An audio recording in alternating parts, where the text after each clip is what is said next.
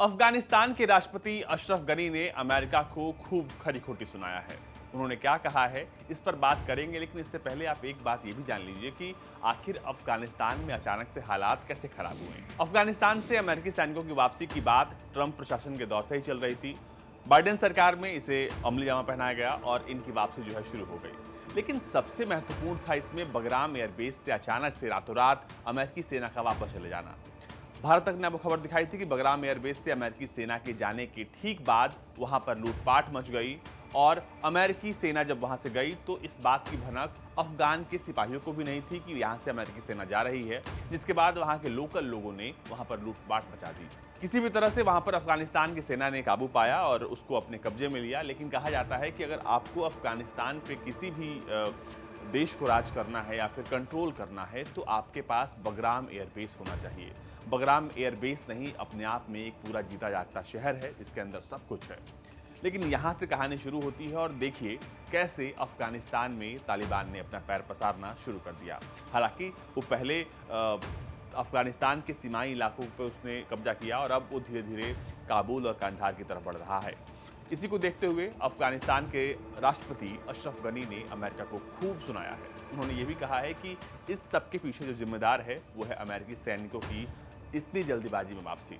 अक्टूबर में अमूमन जितने और सैनिक बचे हैं वो वापस चले जाएंगे, लेकिन उससे पहले आखिरकार अफगानिस्तान के राष्ट्रपति अमेरिका पर बिफर पड़े हैं। गनी ने कहा है कि अफगानिस्तान में बढ़ती हिंसा के पीछे अमेरिकी सैनिकों की तेजी से वापसी जिम्मेदार है। उन्होंने वादा किया कि अफगानिस्तान की सरकार और सेना अब तालिबान के बढ़ते प्रभाव को कम करने और प्रमुख शहरी क्षेत्रों की सुरक्षा पर अपना ध्यान केंद्रित करेगी। अशरफ गनी ने पिछले कुछ महीनों से तालिबान और अफगान सरकार बलों के बीच जारी संघर्ष के मद्देनजर सांसदों से तालिबान के खिलाफ राष्ट्रीय स्तर पर एकजुट होने तथा लामबंदी अभियान का समर्थन करने का आग्रह किया है। अमेरिका और उत्तर अटलांटिक संगठन यानी कि नाटो के सैनिकों की वापसी के मद्देनजर अशरफ गनी का यह बयान काफी महत्वपूर्ण माना जा रहा है।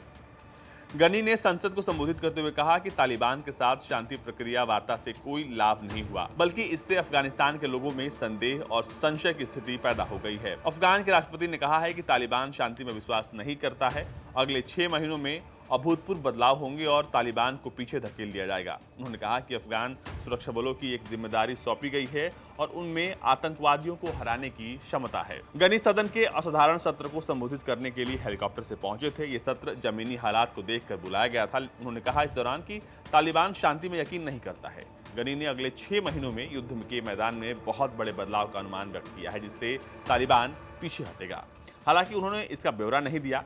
राष्ट्रपति के संबोधन के कुछ घंटे बाद तालिबान ने हेलमंद प्रांत की राजधानी लश्करगाह में प्रांतीय सरकार के रेडियो और टीवी भवन पर भी कब्जा कर लिया। अफगानिस्तान के संसद में जो भी वहां के राष्ट्रपति ने कहा, जाहिर सी बात है जो अफगानिस्तान में हो रहा है उसको देखते हुए ये बहुत जरूरी था कि एक लोगों को बताया जाए कि आखिर अफगानिस्तान में क्या हो रहा है और सेना कैसे काम कर रही है। लेकिन एक बात और है कि जब से अफगानिस्तान में अमेरिकी सेना थी, तब से वो जब काम कर रही थी, तब से लेकर अब तक भले ही तालिबान जड़ से खत्म ना हुआ हो, लेकिन पूरे अफगानिस्तान से तालिबान का प्रभाव जरूर खत्म हो गया था। लेकिन इतनी जल्दीबाजी में अमेरिकी सेना की वापसी फिर से तालिबान को सिर उठाने का मौका दे चुकी है।